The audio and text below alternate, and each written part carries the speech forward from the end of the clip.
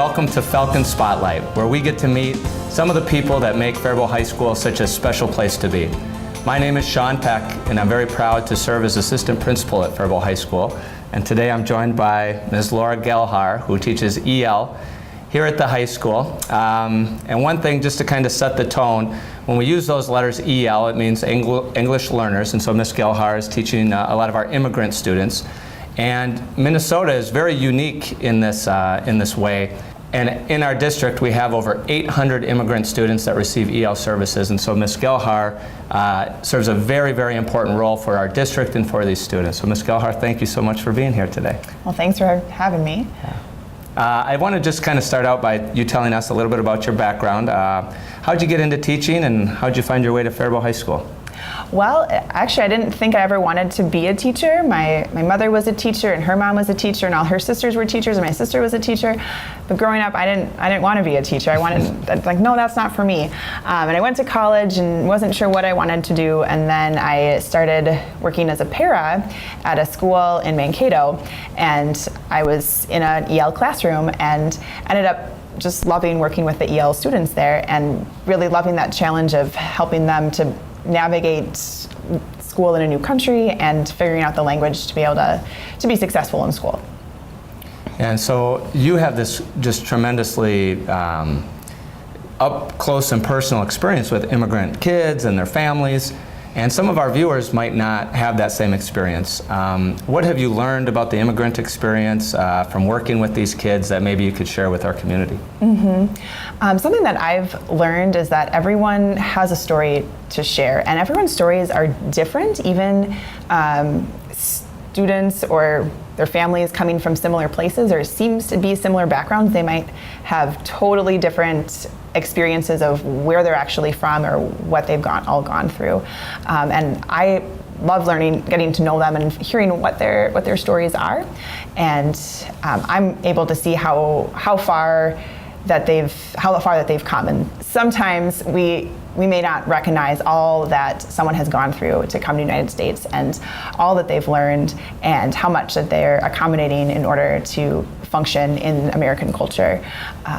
And sometimes I'm able to see that, where I see where they start and how much English that they are learning, especially coming through school. Yeah, and that's such an important thing to remember, that sometimes we do generalize, right? And you mentioned your story of coming from a family of teachers, and it's this interesting story that you're very proud of, and we've all gotten here, via this winding road that we've all taken.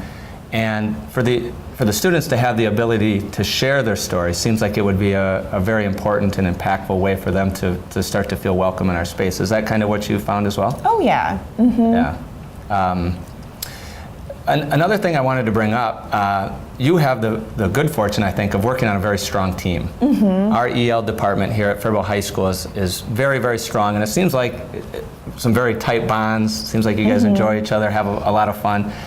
If you wouldn't mind, just talk a little bit about your team, some of the things that they bring to the table, and how on earth you do such a difficult job so well. Yeah, having a quality team of teachers really makes what we do work. A lot of students that I had in last year, now I passed off to a different teacher, and we can stay in contact about how they're doing and how to better serve them. And as a team, when we can develop close relationships with our students, that really helps them be able to trust us and for them to learn more. And on our team, we've got a teacher who is licensed in social studies as well as EL. We have someone licensed in English language arts as well as EL. We have teachers who co-teach with science classes, and we're going to be doing some more co-teaching next year. And another teacher and I have been working with newer to country students at the lower levels of English. I have some experience doing that. So we all of us on our team kind of have a special niche that we can work together really well. And one very challenging thing about your job that maybe some of our viewers don't know, when a student enters math, all of the students are kind of in the same sort of realm. Most of the students who have taken Algebra 2, for instance, just took geometry, and now they're all kind of at the same level. When our students come to us, maybe from out of country, some of them are very highly educated. They just don't have the language. and so they need to take EL classes just to boost that skill. While others maybe have very limited or maybe no formal education at all, and here they find themselves in the same classroom, and it's your responsibility to make sure that you're meeting the needs of all of those students. And so that must be extremely challenging. How do you navigate that? Yeah, that is hard, because like you said, I've had students who come to our school and they already have a diploma from a school in Mexico, and they can translate things to Spanish and figure out how to read everything, and other students who didn't go to school where they were before, or maybe Spanish is already their second language and they have a native language. Yeah, many of our students come to us speaking 3 or 4 languages. Right, yeah. And it is tough to navigate that, especially when, as a teacher, I want to have everyone do the same thing in class, but that's just doesn't always work. And so students who have more of an education background are able to move through the English learning program faster, and the way we've designed our program, and that it works to move through it faster if that's what the kids need. And for other students who maybe didn't have as much of an educational background, it takes them a little bit more time to learn to read for the first time in a language that they don't know. Right. And then we make sure we provide that support for them along the way. Right. And you do it extremely well. Ms. Gehlhar is an amazing teacher. I'm in her classroom often, and the things she's doing with these kids is just incredible. And it's time to brag a little bit. We look at a lot of data in this job to see how we're doing and where we're excelling and where we're coming up short. And one of the areas that we are, I'll just say it, we're crushing it, is in the area of language development with our EL students. We're outperforming almost every school in our area. We're actually outperforming many of the bigger schools in the metro area that have far more resources than what we have. And so that must be first of all, we're very thankful, but that must be extremely gratifying for you to see that data and to see the growth that our students are showing. Yeah, it's really exciting to see that there is growth, because I know that it's happening. I can see my students and see how much that they've learned, and I have students graduate who are seniors this year and graduating who are in my beginner class. Right. When I first started teaching, and it's so exciting to see them see that growth. But to be able to have the numbers to back that up, and that there's data to support that is pretty exciting. It really is.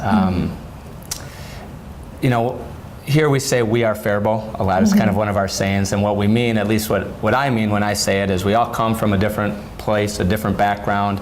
We all come with different skills and strengths, and then we all enter into the same building every day, and we're sort of unified as one school and one group.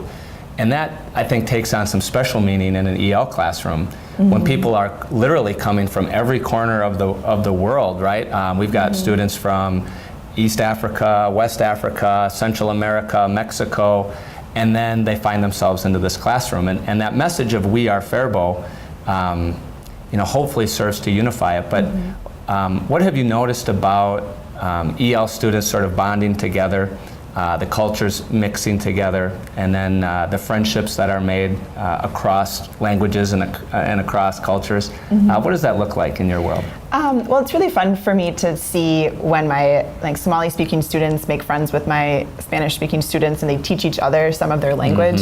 Actually, we've discovered together that there are actually similar words in Somali and Spanish. There's a few words that are actually the same, and I could come up with reasons why historically there might be some overlap, but anyway, that's interesting to see that. And when I remember earlier this school year, one of my Somali student and a Hispanic student, they were talking to each other during class, and I wanted them to be quiet, and then I realized, they're both have very low English level skills, but the fact that they're talking to each other, they must be speaking English. I'm I'm so proud of you. This is great.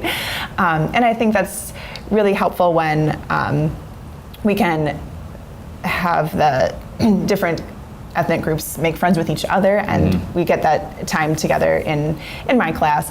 And then as they go on to take more mainstream classes and move into the community, then they can be more willing to connect with people who are different than them. Right, and we see that your academics are so important, but what employers want are those people skills, those soft skills, and being able to connect with people. And that is exactly what our EL students are practicing every single day. And I think that sometimes we fall for the trap of focusing on what the students can't do. Well, they can't speak English very well, or maybe they can't do this because they don't have the experience in the United States. But if you do sort of look at it from a different angle and you do focus on their strengths, it's those exact strengths that employers are looking for that these students really excel at. And in your experience, how do you go about changing people's mindsets to focus on the strengths as opposed to sometimes focusing on the deficits? Tough question. I know I'm kind of putting you on the spot there. It is hard because it's so natural to see, well, what makes an English learner different than other students. But what I was saying before about getting to know who they are and their stories and where they come from then leads to realizing their strengths. And I think there's, I see in my students so much resilience in being able to come to a new place and figure all of that out. A lot of time, and many times bilingual, especially young people, have to navigate like home and school on. They have to do that for their parents, and they end up translating things for their parents, and navigating that culture and explaining school culture to their parents, and trying to explain their home culture to school, and have to constantly switch back and forth, and that can be difficult, but it's also really a great skill that they can take as they continue to grow up or adjust to college or the workforce, and being able to adjust the way that they speak and how they act in different cultural settings. Yeah, and there's a conversation around what smart means, right? Like, what does smart mean? And maybe it means an accumulation of diplomas or degrees or something like that. But I'm very fond of going up to EL students maybe that I've gotten to know and asking, how many languages do you know? And they say 2 or 3 or 4 or sometimes even more. And I'll look at them and I'll say, do you know how many I know? I know 1. And the look of, just kind of joy that crosses their face, they get this smile where for a moment, they're smarter than I am, and they're smarter than many of their teachers are. They're an expert in that. And it's just such a great way, I think, for these students to feel like what they bring to the table is really special, because they do add so much value to our school. Well, our seniors are done today. Today's Friday the 24th. Our seniors are done today. Graduation is close, which means that your teaching year is almost over. And I think that one of the misconceptions that people tend to have is that the school year ends, you go home, kick your feet up for 3 months, right? And then come back on the first day of school next year and do it all over again.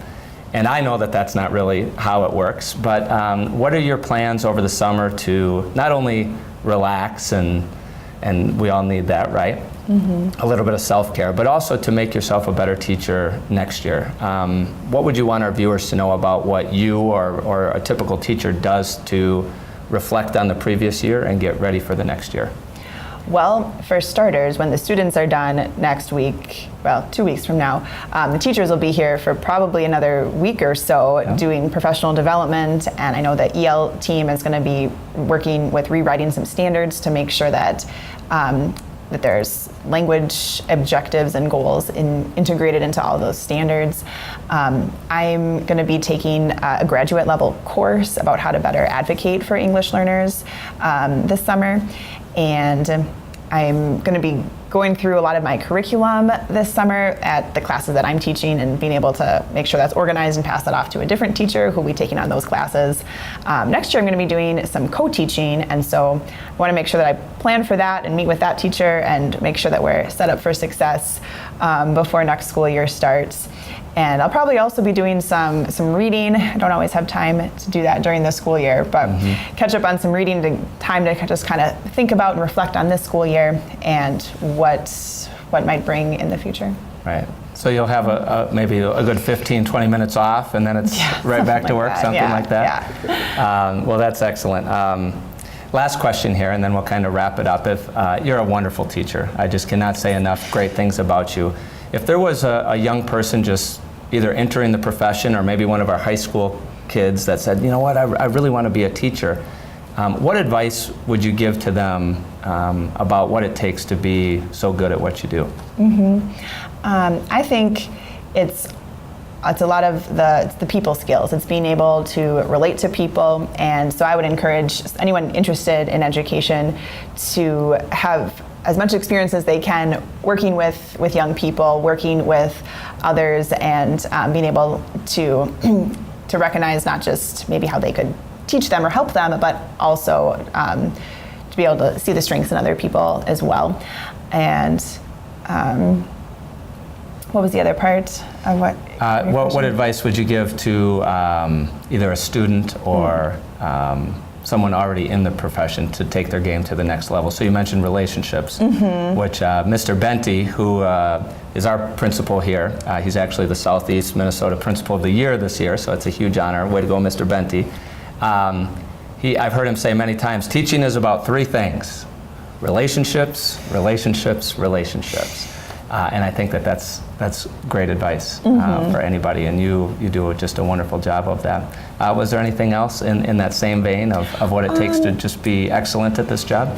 Well, I think a lot of times people will ask, well, what do you teach? And I don't define myself on what I teach, I define myself on who I teach, and because I'm an English learner teacher, I teach learners of English, and that it's more about who I'm teaching than whatever content that we're working with. They're my focus. Right. That's wonderful. I want to thank you so much for being with us today, and also just for what you do every single day for our students and our school and our community. We're just so fortunate to have you on our team.